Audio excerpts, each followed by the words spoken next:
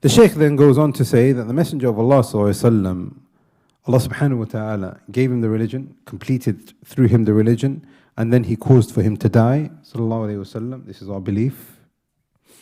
And then Allah subhanahu wa ta'ala will resurrect him, and Allah subhanahu wa ta'ala will give every single Nabi and Rasul their nation, and the Messenger of Allah sallallahu alaihi wasallam will be a caller and a witness and an interceder for this ummah.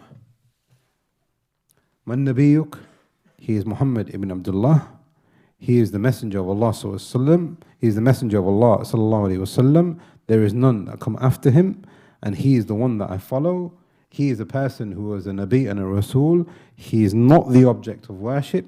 He has passed away, and he will be resurrected, and we hope to be with him and to receive his intercession.